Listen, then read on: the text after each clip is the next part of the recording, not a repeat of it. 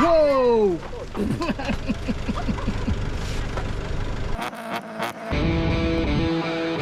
Exchange places during the race and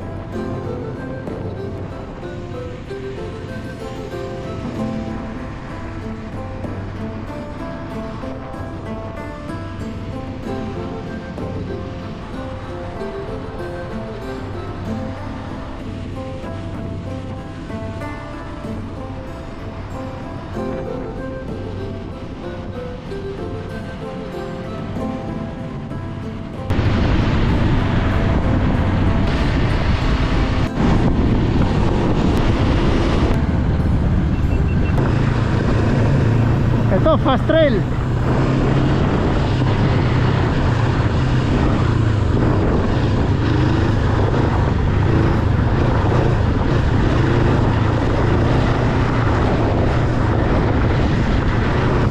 Thank you, pre.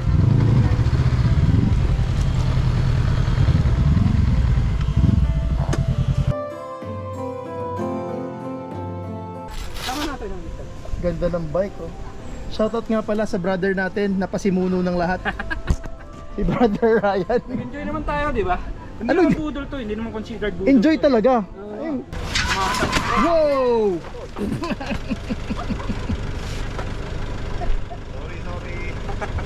Nagpa-vlog pa eh. Buti na lang walang Bigla eh. Live eh. Residence po, dito po ako pinanganak. At talaga sa Koto?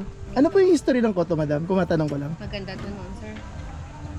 Very safe place po dito. Ano to, mining spot? Mining. Anong anong minimina? Yung chromite po. Chromite. Opo. Black siya na medyo shiny Tapos siya. ginagamit para sa...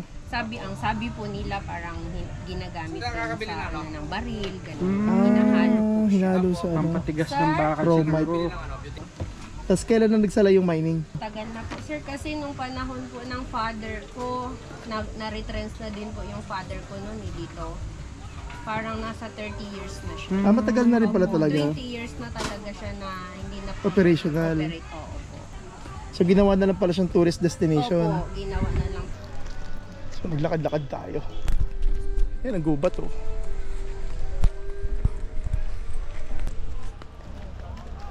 So ang dami dito mga campers. Tapos lulublob ka na lang. Ay, pre. Ay!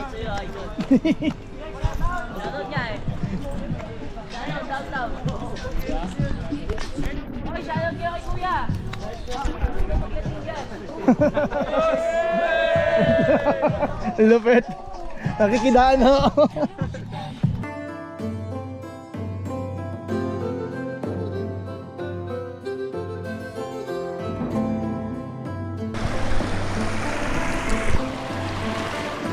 Yung tsinelas natin hindi pang... Ha? Ay tayo? Doon? Sige. Tawid ka. Madulas yan? Ha? Hindi mo madulas? Testingin ko. Hindi.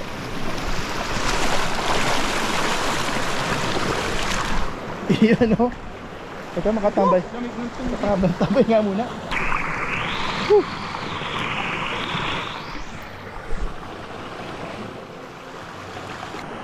Nice shot. Diyan, sarap, oh. Ay ko ng gabi.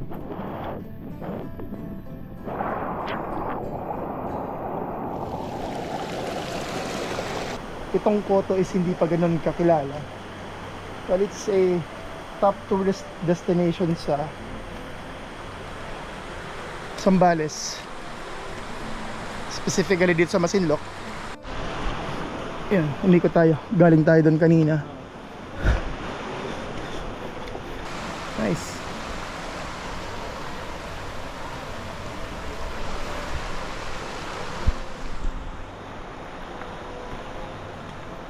So tama nakapagpalamig lang. May mga cars dito. Another campsite. So nagpaparent din ng mga cottage dito. Cottage for rent. Sige, explore pa tayo para masulit. So doon tayo galing kanina sa area na yan.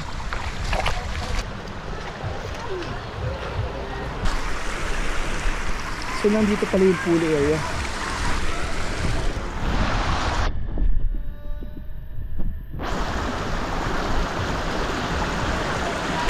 Ayun. So there's a pool area here.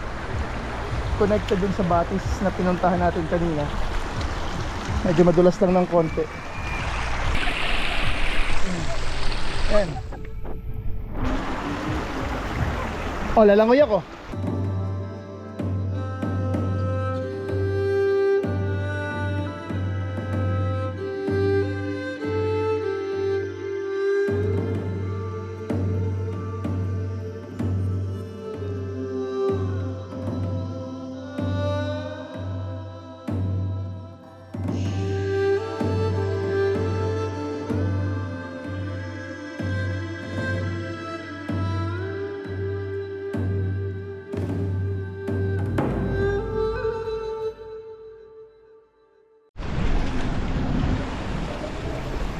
Ang linaw ng tubig, oh.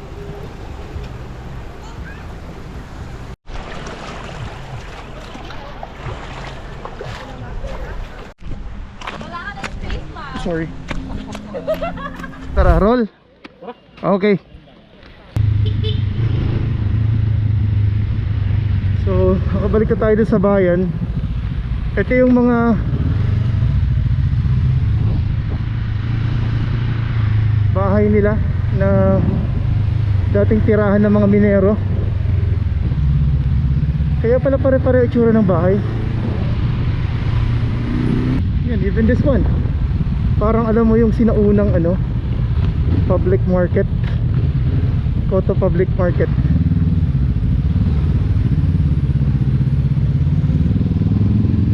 Yan, pare-pareho yung mga bahay, oh. Pati tindahan.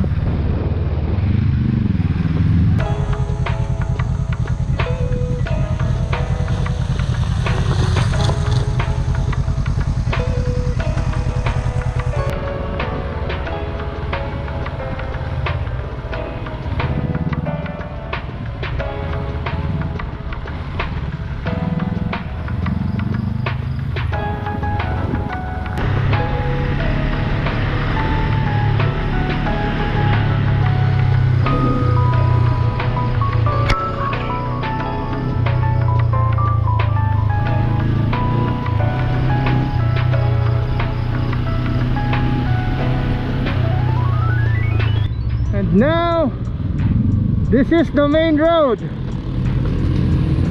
Woo! Bilis mo! Ha? Bilis mo! Inaantok ako eh. Okay. Woohoo!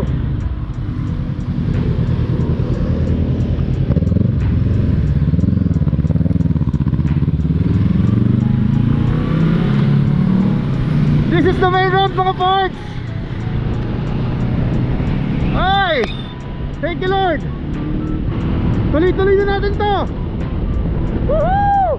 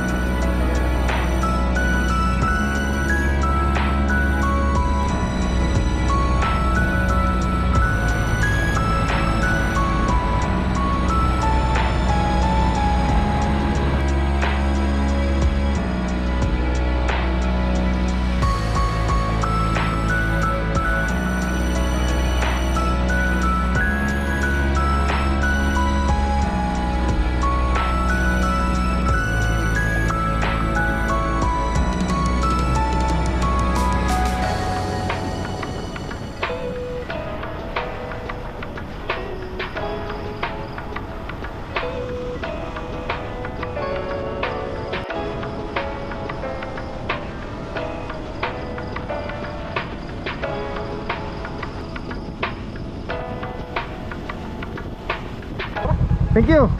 Bro, Magkano? ingat, ah. Salamat. Next time, Na-appreciate next ka time. sobra. Hanip sa adventure.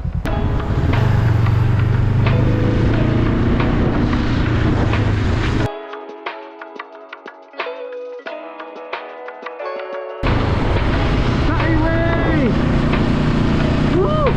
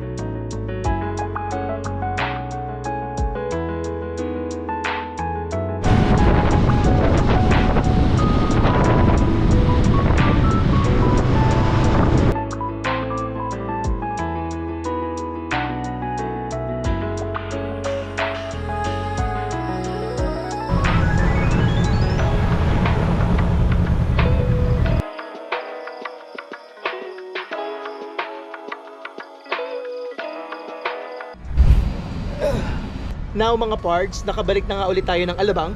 So we traveled 313 kilometers one way. So it's more than 600 kilometers for 15 hours. Umalis tayo ng Alabang around 4 AM at nakabalik tayo. Time check, it's 7:55 or almost 8 PM na. So it's been a fun, long ride. Ang layo pala nun, pero sobrang fulfilling. At nasubukan natin ang capabilities ng Honda CL500. Capabilities niya in terms of long ride sa expressway, and syempre na-testing din natin off-road. So it's been a long day. That's it for today mga parts. Sana nagustuhan niyo ang video natin today. Lagi natin tatandaan, hilig man sa kotse o sa motor, bakit ka pa pipili? Hard work pays off. Pwede both.